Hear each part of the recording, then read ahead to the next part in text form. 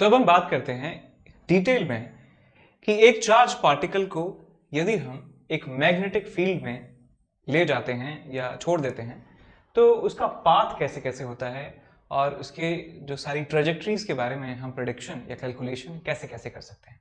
तो हम डिटेल में ये चीज डिस्कस करने वाले हैं कि that motion of charge particle, motion of charge particle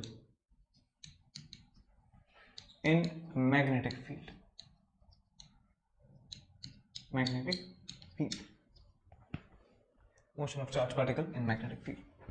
तो हम इतना तो जानते हैं कि यदि एक चार्ज पार्टिकल के पास वेलोसिटी है इस डायरेक्शन में और उस जगह पर मैग्नेटिक फील्ड जो है वो इस डायरेक्शन में है, मैग्नेटिक फील्ड और वेलोसिटी के बीच में एंगल थीटा है, तो इस चार्ज पार्टिकल के ऊपर जो मैग्नेटिक लॉरेंस फोर्स लगता है उसकी वैल्यू होती है Q V cross B, V cross B, Q into V cross B, ये फोर्स लगता है उसके ऊपर।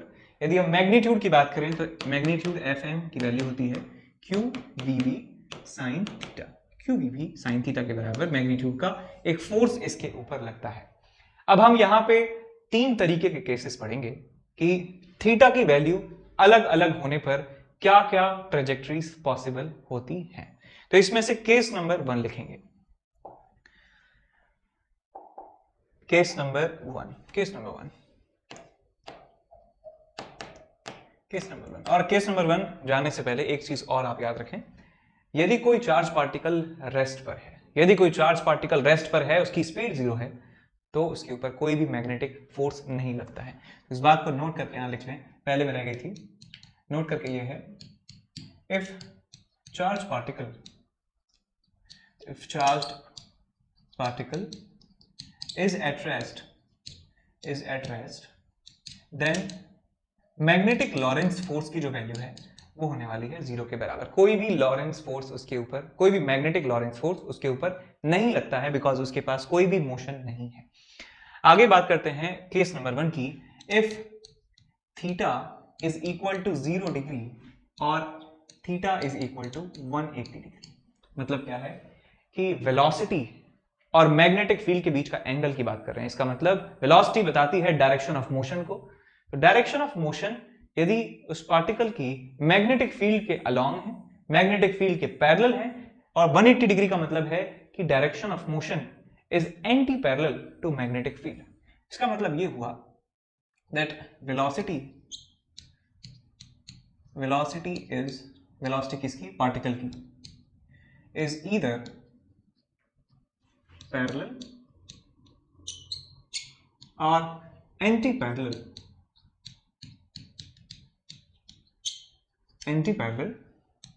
To magnetic field. Magnetic field के यदि वो एंटी पैरेलल है तो क्या क्या होता है।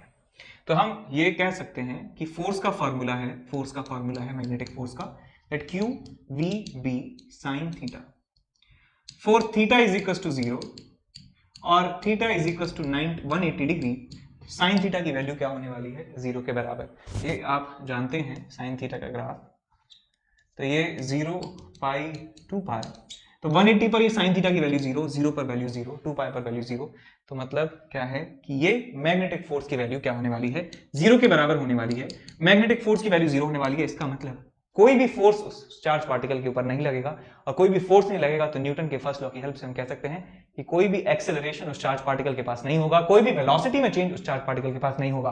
वेलोसिटी में चेंज का मतलब है कि ना तो स्पीड में कोई चेंज, ना डायरेक्शन में कोई चेंज। इसका मतलब यह है यदि कोई चार्ज पार्टिकल ऐसे जा रहा है वेलोसिटी v से इस डायरेक्शन में और मैग्नेटिक फील्ड ऐसे है, तो वो बेचारा ऐसे ही चलता रहेगा, वो ऐसे ही चलता रहेगा, वो ऐसे ही चलता रहेगा, सेम डायरेक्शन में, सेम स्पीड से, और same goes for anti parallel.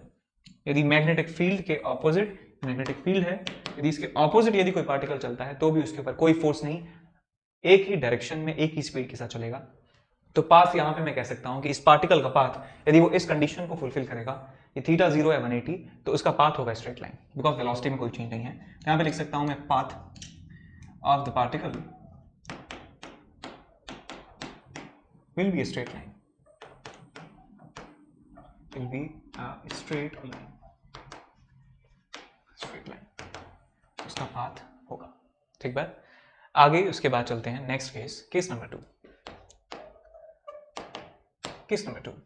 Case number 2 में यह है कि यदि angle between velocity and magnetic field is 90 degree, if theta is equal to 90 degree, मतलब क्या हुआ कि वेलोसिटी और मैग्नेटिक फील्ड एक दूसरे के परपेंडिकुलर है, तो क्या होगा? तो ये थोड़ा सा कॉम्प्लिकेटेड है पिछले वाले केस से। देखिए, तो यहां पे मैं केस ले रहा हूं जहां पे magnetic field is perpendicular to the velocity of the particle. ये मैग्नेटिक फील्ड मान लिया किसी रीजन में है इस तरीके से। इन क्रॉस का मतलब होता है कि मैग्नेटिक फील्ड अंदर की तरफ है। क्रॉस का मतलब है मैग्नेटिक फील्ड अंदर की तरफ है, और यदि डॉट्स बने हैं तो इसका मतलब मैग्नेटिक फील्ड बाहर की तरफ है। क्रॉस का मतलब अंदर, डॉट का मतलब बाहर, क्रॉस का मतलब अंदर, डॉट का मतलब बाहर। अब इस रीजन में एक चार्ज पार्टिकल है लाइक दिस, और उस चार्ज पार्टिकल के पास वेलोसिटी है कैसे भी, मान लीजिए वेलोसिटी ऐसे है। अब वेलोसिटी कैसे भी हो सकती है, देखो भाई, यदि मैग्नेटिक फील्ड ऐसा है तो वेलोसिटी कैसे भी हो वो हमेशा ही परपेंडिकुलर रहेगी। वेलोसिटी कैसे भी हो हमेशा ये इस मैग्नेटिक फील्ड के परपेंडिकुलर रहेगी, क्योंकि मैग्नेटिक फील्ड है ऐसे। अब मान ली उंगलियों की जो टिप है वो वेलोसिटी है, जो वेलोसिटी ऐसे रहे तो भी परपेंडिकुलर है, ऐसे रहे तो भी परपेंडिकुलर है, ऐसे रहे तो भी परपेंडिकुलर है, ऐसे रहे तो भी परपेंडिकुलर है। तो वेलोसिटी किसी भी डायरेक्शन में हो इस प्लेन में वो हमेशा मैग्नेटिक फील्ड के परपेंडिकुलर होगी, तो इसमें कंफ्यूज नहीं होना। ओके, आगे। अब इस इंस्टेंट की मैं बात करूं, इस चार्ज पार्टिकल के ऊपर मान लीजिए पॉजिटिव चार्ज है, इसके ऊपर फोर्स किस डायरेक्शन में लगेगा? सो वेलोसिटी है ऐसे, मैग्नेटिक फील्ड है अंदर, V क्रॉस B ऊपर की तरफ इसके ऊपर फोर्स लगेगा। तो यहां पे मैंने बना देता हूं फोर्स इस समय इस पार्टिकल के ऊपर लगेगा इस तरफ, और फोर्स की वैल्यू क्या होगी? QVB, जो मैग्नेटिक फील्ड का मैग्नीट्यूड है B, वो QVB के बराबर इस पार्टिकल के ऊपर अभी फोर्स लगेगा यदि ये पार्टिकल पॉजिटिव है। तो यदि नेगेटिव पार्टिकल होता तो क्या होता सर? यदि ये बेटा ये नेगेटिव पार्टिकल होता तो इस नेगेटिव पार्टिकल के ऊपर नीचे की डायरेक्शन में फोर्स लगता। यदि मैं यहाँ पे साथ में एक दूसरा एग्जांपल ले लेता हूँ नेगेटिव चार्ज का साथ साथ, तो देख सकते हैं कि ये मैग्नेटिक फील्ड अंदर की तरफ है और यहाँ पर एक चार्ज पार्टिकल है विच इज नेगेटिव -q, और उसके पास वेलोसिटी है ऐसे, तो उसके ऊपर नीचे की तरफ फोर्स लगता Fm के बराबर। यहाँ पे फोर्स ऊपर की तरफ। अब फोर्स ऊपर लगा है, वेलोसिटी इधर है, तो फोर्स हम जानते हैं फोर्स एक्सेलरेशन प्रोड्यूस करता है, और एक्सेलरेशन का मतलब होता है चेंज इन वेलोसिटी। एक्सेलरेशन है तो वेलोसिटी में चेंज होगा, तो कुछ समय के बाद जो वेलोसिटी है बेटा वो हो जाती है, इसकी वेलोसिटी हो जाती है इस तरफ से। और हम जानते हैं कि मैग्नेटिक फोर्स चिपकू है एक नंबर का, कि जिस डायरेक्शन में वेलोसिटी है उसके परपेंडिकुलर लगेगा। अब वेलोसिटी इस तरफ है तो मैग्नेटिक फोर्स भी अपनी डायरेक्शन को चेंज कर देता है, वो लगता है इस तरीके से। अब फोर्स लग गया, वेलोसिटी इस तरफ है तो वो फिर से वेलोसिटी में चेंज करता है, तो वेलोसिटी कुछ ऐसे हो जाती है, इसकी वेलोसिटी हो जाती है ऐसे, और मैग्नेटिक फोर्स इस समय लगता है ऐसे। उसके बाद कुछ समय के बाद फिर से वेलोसिटी चेंज होकर ऐसे हो जाती है, और उस समय मैग्नेटिक फोर्स जो है इस तरह से लगता है Fm। मैग्नेटिक फोर्स की वजह से वेलोसिटी फिर ऐसे हो जाती है, और मैग्नेटिक फोर्स जो है ऐसे लगता है। तो हम ये जो कैरेक्टरिस्टिक है जानते हैं। देखिए, मैंने आपको पहले प्रॉपर्टीज में बताया था कि work done by magnetic force on a charge particle in a magnetic field होता है 0 के बराबर। कोई भी वर्क डन नहीं होता है मैग्नेटिक फोर्स का यदि एक चार्ज पार्टिकल के ऊपर लगता है तो कोई वर्क डन नहीं है, तो काइनेटिक एनर्जी में कोई चेंज नहीं आता है। काइनेटिक एनर्जी में कोई चेंज नहीं आता है तो इसका मतलब speed of the particle remains same. यदि इसके ऊपर मैग्नेटिक फोर्स भी लग रहा हो तो स्पीड चेंज नहीं होती है। और यूनिफॉर्म सर्कुलर मोशन आप याद करिए, यूनिफॉर्म सर्कुलर मोशन में स्पीड कांस्टेंट रहती है, और एक सेंटर की तरफ फोर्स हमेशा उसके ऊपर लगता है which is always perpendicular to the velocity. तो यहां पे भी सेम काम हो रहा है कि स्पीड कांस्टेंट रहेगी, ये फैक्ट बात है, और फोर्स हमेशा परपेंडिकुलर वेलोसिटी के। तो ये हम साफ साफ कह सकते हैं कि this is example of a uniform circular motion. तो इस पार्टिकल का जो पाथ है बेटा ये एक सर्कल के अलोंग होता है, ये एक सर्कल के अलोंग मूव करता है लाइक दिस, ऐसे इस सर्कल के अलोंग मूव करता है। वेलोसिटी ऐसे रहती है और फोर्स ऐसे रहता है, ठीक। तो ये एक सर्कल में मूव करने लग जाते हैं। यदि हम नेगेटिव चार्ज की बात करें तो इसका सर्कल जो है वो कुछ ऐसे बनता है, इसका सर्कल जो है वो ऐसे बनता है। तो इसका जो पाथ हो गया बेटा जो पाथ है इस चार्ज पार्टिकल का वो क्या होगा, सर्कुलर होगा। और मोशन जो है हम कह सकते हैं यूनिफॉर्म सर्कुलर मोशन होगा। It is a uniform circular motion, uniform circular motion यहां पर होता है, यूनिफॉर्म सर्कुलर मोशन होता है। अब इस मोशन के लिए कुछ की पॉइंट्स आप लिख सकते हैं, कुछ की पॉइंट्स यहां पे लिख सकते हैं इस पर्टिकुलर मोशन के लिए कि बना देता हूं डायग्राम कि ये मैं पॉजिटिव चार्ज के लिए बना रहा हूं कि पॉजिटिव चार्ज यहां से स्टार्ट किया था बेचारे ने t = 0 से, इसके पास स्पीड है v और इसके ऊपर हर समय फोर्स जो है वेलोसिटी के परपेंडिकुलर लगता है जिसकी वैल्यू है कितनी, q v और v के बराबर।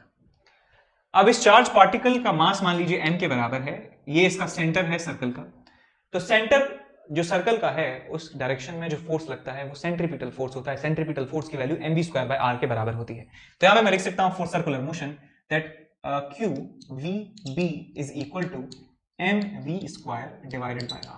मैंने मान लिया कि r रेडियस के सर्कल में घूमता है चार्ज पार्टिकल, ये चार्ज पार्टिकल जो है r रेडियस के सर्कल में घूमता है, ये भी r रेडियस के सर्कल में घूमता है। कोई भी जनरल पार्टिकल एक मैग्नेटिक फील्ड में यदि 90 डिग्री एंगल बनाता है वेलोसिटी और मैग्नेटिक फील्ड तो वो सर्कल में घूमता है, सर्कल का रेडियस r के बराबर मैंने मान दिया। अब इस इक्वेशन को थोड़ा सा सॉल्व कर लीजिए, v से मर गया v, यहां आपको मिलता है that radius of that circle is equal to mv upon qb। mv upon qb ये आपको मिलता है रेडियस ऑफ द सर्कल, ये इंपॉर्टेंट फॉर्मूला है याद रखेंगे, radius of the circle, radius of circle, ठीक याद हो गया। m क्या है मास, v क्या है स्पीड, q क्या है चार्ज ऑन द पार्टिकल और b क्या है मैग्नेटिक फील्ड की वैल्यू। अब दूसरी बात यह है कि यदि ये चार्ज पार्टिकल यहां से चल के सर्कल में घूमेगा तो वापस इसी जगह पे आएगा, और वापस इसी जगह आएगा तो कुछ समय इसको लगेगा, कुछ टाइम इसको लगेगा, तो मैं टाइम पीरियड भी निकाल सकता हूं इसका। सेकंड पॉइंट में लिखेंगे the time period of revolution, time period of revolution, revolution का टाइम पीरियड का मतलब है कि एक चक्कर कंप्लीट करने में कितना समय लगाता है। तो फॉर्मूला में लिख सकता हूं कि एक चक्कर में 2πr के बराबर डिस्टेंस ट्रेवल करता है with constant speed v। So r upon v की वैल्यू में m अपॉन क्यू भी लिख सकता हूं, यहां से r अपॉन v की वैल्यू में m अपॉन क्यू भी लिख सकता हूं। सो 2πm अपॉन क्यू भी आपको ये फॉर्मूला मिल जाएगा। This is the time period of revolution, time period of revolution. अब ऐसे यहां पे आप काइनेटिक एनर्जी भी लिख सकते हैं, काइनेटिक एनर्जी भी हाफ mv² के बराबर आप यहां पे लिख सकते हैं, ठीक है। तो ऐसे ही इन दोनों वेरिएबल्स में ही आपस में घुमा देते हैं कि रेडियस निकालिए, स्पीड निकालिए, काइनेटिक एनर्जी निकालिए, टाइम पीरियड निकालिए, फ्रीक्वेंसी निकालिए। अच्छा फ्रीक्वेंसी के बारे में और बता देते हैं कि फ्रीक्वेंसी जो होती है, फ्रीक्वेंसी ऑफ रिवॉल्यूशन इसको कहते हैं, इसको क्या कहते हैं, फ्रीक्वेंसी ऑफ रिवॉल्यूशन। फ्रीक्वेंसी का फॉर्मूला होता है 1 अपॉन टाइम पीरियड। तो टाइम पीरियड का जो फॉर्मूला था उसको पलट दो तो आ जाएगा आपके पास QB upon 2πm, QB upon 2πm, आपको ये मिल जाएगी फ्रीक्वेंसी की वैल्यू इन हर्ट्ज। अब ऐसे आपसे एंगुलर स्पीड भी पूछा जा सकता है, सो एंगुलर स्पीड निकाल लेंगे, समझ गए ना, एंगुलर स्पीड देख लो इसको भी, एंगुलर स्पीड, एंगुलर स्पीड जब कोई रोटेट करता है तो उसकी एक एंगुलर स्पीड डिफाइन की जाती है, और सर्कुलर मोशन में v = r ओमेगा होता है, तो ओमेगा की वैल्यू आ जाएगी v अपॉन r। तो आ जाएगा आपके पास v अपॉन r की वैल्यू mv अपॉन qv।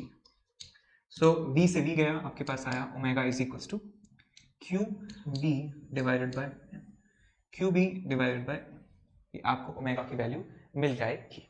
आगे चलते हैं, तो अब हम आगे बढ़ते हैं केस नंबर 3 की तरफ। केस नंबर 3, केस नंबर 3, अब इसमें जो एंगल है वेलोसिटी और मैग्नेटिक फील्ड के बीच में, यदि वो if theta is other than 0 degree, 90 degree और एंड 180 डिग्री, यदि इन तीन एंगल से अलग कोई एंगल यदि आपको क्वेश्चन में दिया हुआ है, तब हम देखते हैं कि क्या उस चार्ज पार्टिकल का ट्रेजेक्टरी होता है, चार्ज पार्टिकल का पाथ होता है, और क्या क्या उसमें जो वेरिएबल्स हैं हम कैलकुलेट कर सकते हैं। तो मैंने मान लिया कि एक सिंपल सा केस, यहां पे एक चार्ज पार्टिकल है, चार्ज पार्टिकल, और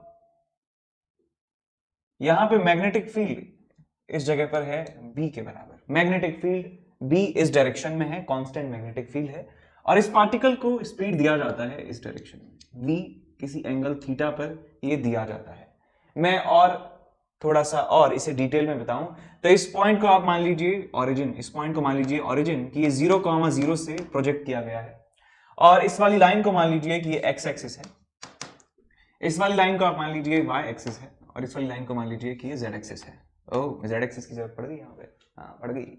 तो अब आप एक काम कीजिए कि इस वेलोसिटी के दो कंपोनेंट्स कर लीजिए, एक वेलोसिटी का कंपोनेंट एक्स डायरेक्शन की तरफ और एक कंपोनेंट जो है वो वाई डायरेक्शन की तरफ, इसका आप कर लीजिए।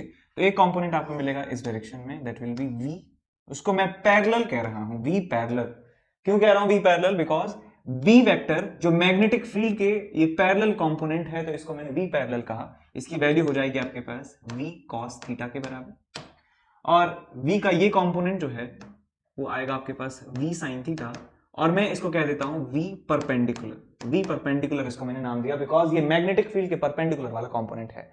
अब इसका मोशन यदि हम देखना चाहें आसानी से, तो आप क्या करिए, इसका मोशन देखिए इस वाली वेलोसिटी की वजह से ये कैसे मूव करेगा, और इस वेलोसिटी की वजह से ये कैसे मूव करेगा। तो यहां पे मैं लिख रहा हूं कि motion due to V perpendicular, मैं यहां पे देखूंगा, और फिर यहां पे देखूंगा motion of charge particle due to V parallel. V parallel की वजह से मैं इसका जो है मोशन ऑब्जर्व करूंगा। तो देखिए वी परपेंडिकुलर, ये वेलोसिटी है, ये परपेंडिकुलर है मैग्नेटिक फील्ड के, ये कंपोनेंट कितना है वी साइन थीटा है, ये मैग्नेटिक फील्ड है बी के बराबर, दोनों के बीच में एंगल है 90 डिग्री। और मैंने इससे जस्ट पहले वाले केस में आपको बताया कि यदि मैग्नेटिक फील्ड वेलोसिटी के परपेंडिकुलर है तो चार्ज का जो पाथ होता है वो सर्कुलर होता है। तो बेटा देखिए ये वेलोसिटी ऐसे है, मैग्नेटिक फील्ड ऐसे है, मैं मान लेता हूं कि चार्ज पार्टिकल पॉजिटिव है, तो v क्रॉस b अंदर की तरफ जो है इसके ऊपर एक फोर्स लगेगा, मैग्नेटिक लॉरेंस फोर्स। तो इसका जो पाथ है वो कुछ इस तरीके से होने वाला है, इस तरीके से इसका जो पाथ है होने वाला है कि चार्ज पार्टिकल यहां है और इसके ऊपर पीछे की तरफ फोर्स लगेगा, तो ये इस तरीके से मूव करने वाला है, इस तरीके से मूव करेगा, ऐसे इस तरीके से। ठीक, तो हम यहां लिख सकते हैं कि सर्कुलर मोशन, सर्कुलर मोशन, और इस सर्कुलर मोशन का जो प्लेन है वो कौन सा रहेगा? ये वाला प्लेन आपको मिलने वाला है, ये वाला प्लेन। इस वाले प्लेन में ये सर्कुलर मोशन करेगा, और सर्कुलर मोशन के बारे में हम कुछ चीजें कैलकुलेट कर सकते हैं कि रेडियस कितना है, रेडियस कितना है बता सकते हैं रेडियस। तो हम कह सकते हैं कि रेडियस की जो वैल्यू होने वाली है वो रेडियस की वैल्यू होने वाली है M V upon Q B. So M into V sine theta, M V upon Q B, N V upon Q B, ये आपको रेडियस मिलने वाला है इस सर्कल का। अब बात करते हैं इसकी, यदि हम इसकी वजह से मोशन देखना चाहें कि velocity parallel v cos theta की वजह से मोशन कैसा होगा, तो देखिए वेलोसिटी ऐसे है, मैग्नेटिक फील्ड भी ऐसे है, और हमने आपको बताया था कि जब पैरेलल और एंटी पैरेलल होते हैं वेलोसिटी और मैग्नेटिक फील्ड एक दूसरे के, तो पार्टिकल का जो पाथ है वो स्ट्रेट लाइन होता है। तो मैं कह सकता हूं कि यहाँ पे जो मैग्नेटिक फोर्स जो है वो 0 के बराबर होगा, यहाँ पे जो मैग्नेटिक फोर्स है वो नॉन जीरो के बराबर होगा। यहाँ पे मैं कह सकता हूं कि जो पार्टिकल का पाथ है स्ट्रेट लाइन होगा, स्ट्रेट लाइन पाथ यहाँ पे आपको मिलने वाला है, स्ट्रेट लाइन जो है आपको मिलने वाली है। अब क्योंकि पार्टिकल के पास क्या सिर्फ यही वेलोसिटी है v sin थीटा, हम कहेंगे नहीं। क्या पार्टिकल के पास सिर्फ v पैरेलल के बराबर वेलोसिटी है? नहीं, पार्टिकल के पास उन दोनों वेलोसिटी का वेक्टर कॉम्बिनेशन है। तो मैं कह सकता हूं यदि इस मोशन को इस मोशन के साथ जोड़ दिया जाता है तो हमें रिजल्टेंट मोशन मिल जाता है। हमें क्या मिल जाता है? रिजल्टेंट मोशन मिल जाता है। और रिजल्टेंट मोशन दोस्तों देखिए कैसा होगा, इस वेलोसिटी की वजह से सर्कुलर मोशन है और इस वेलोसिटी की वजह से पाथ जो है वो स्ट्रेट लाइन है। तो circular motion plus motion in straight line, इन दोनों को आप कंबाइन करेंगे तो आपको कुछ ऐसा स्पाइरल हेलिकल जो पाथ है आपको देखने को मिलेगा। मैं अगले पेज पर बना देता हूं, अगले पेज पर बना देता हूं कि जो रिजल्टेंट पाथ है, रिजल्टेंट पाथ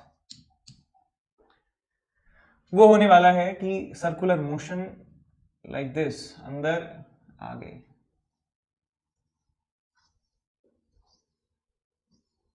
ऐसे कुछ जो है आपको पाथ मिलने वाला है। इस पाथ को हेलिकल पाथ कहते हैं।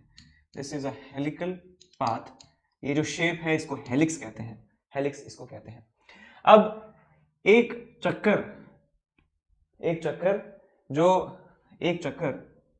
जो लगा रहा था उसमें टाइम हम निकाल सकते हैं। टाइम कितना होगा? टाइम पीरियड जो है वो सर्कुलर मोशन का कितना होगा? 2 pi m divided by Q B. और हम जानते हैं कि टाइम पीरियड जो है वो स्पीड पर डिपेंड नहीं करता है, तो चाहे वो सिर्फ गोल गोल घूमे, चाहे वो हेलिक्स में घूमे, उसका टाइम पीरियड रहेगा same 2 pi m upon Q B. और एक टाइम पीरियड में वो अपनी एक यहीं से चलकर वापस यहीं पर आ रहा था, लेकिन रिजल्टेंट मोशन में हम कह सकते हैं कि वो यहां से चल के यहां तक पहुंच पा रहा है। तो मैं कह सकता हूं कि ये जो आपकी डिस्टेंस है, इस डिस्टेंस को कहा जाता है पिच कहा जाता है। इसको पिच कहा जाता है कि किन्हीं भी दो लूप्स के बीच का जो डिस्टेंस है इसको कहते हैं पिच। और इस पिच की वैल्यू जो है हम कैलकुलेट कर सकते हैं। पिच की वैल्यू हम दिखा सकते हैं कि इस डायरेक्शन में डिस्प्लेसमेंट है, बेसिकली ये इस डायरेक्शन में डिस्प्लेसमेंट है, इस डायरेक्शन में डिस्प्लेसमेंट। तो displacement in x direction, displacement in this direction को आप लिख सकते हैं कि इस डायरेक्शन में वेलोसिटी कितनी है, v cos थीटा। इस डायरेक्शन में वेलोसिटी है v cos theta into time in one cycle, क्योंकि एक साइकिल में यहां से यहां पहुंचता है, एक साइकिल में यहां से यहां पहुंचता है। तो मैं कह सकता हूं कि इतने टाइम में इस डायरेक्शन में वेलोसिटी की वजह से v cos theta into t के बराबर डिस्प्लेसमेंट हो जाएगा। तो आपको ये मिल जाएगा बेटा, t की वैल्यू है 2 pi m divided by qb into v cos theta into v cos theta. ये आपको मिल जाएगा पिच की वैल्यू, ये है आपका पिच। और टाइम पीरियड हम आपको बता चुके हैं पिछले वाले पेज पे मैंने दिखा था। टाइम पीरियड है जो है 2 pi m by QB.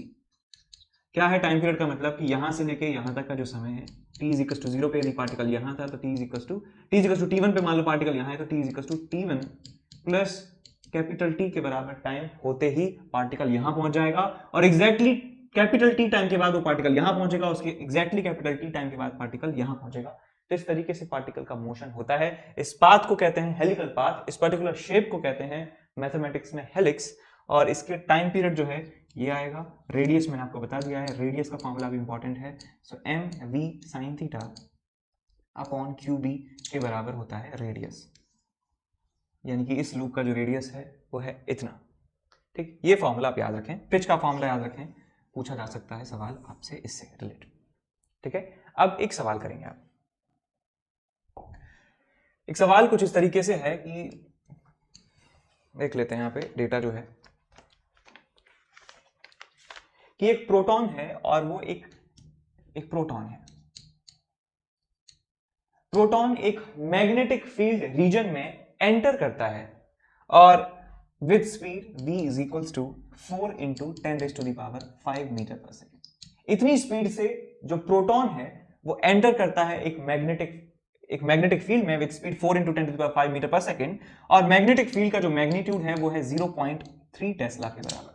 0.3 Tesla जो है वो मैग्नेटिक फील्ड का मैग्नीट्यूड है। और क्वेश्चन में कहा गया है कि v वेक्टर जो है velocity vector makes angle 60 degree with magnetic field.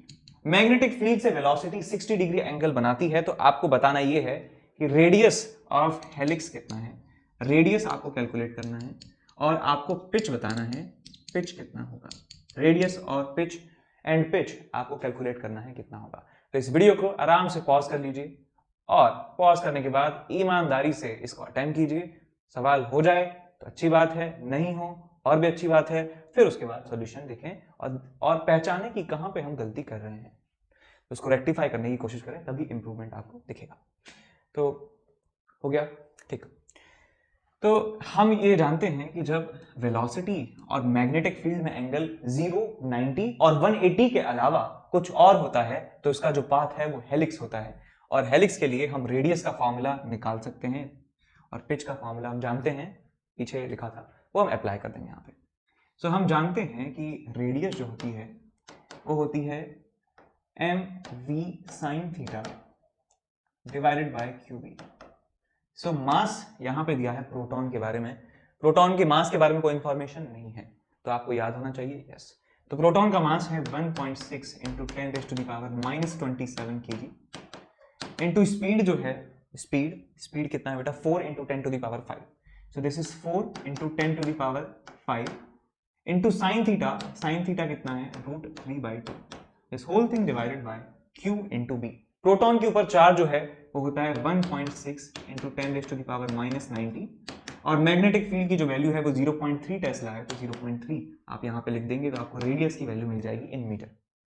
Pitch की बात करें, पिच जो होता है, पिच का फॉर्मूला होता है v cos theta into 2 pi m bye QB. 2 pi m bye QB के बराबर होता है ये पिच।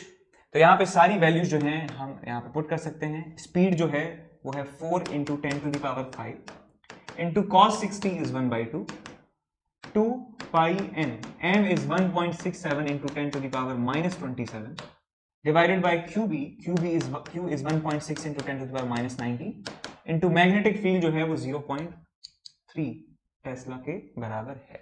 तो ये पिच जो है आपको मिल जाएगा।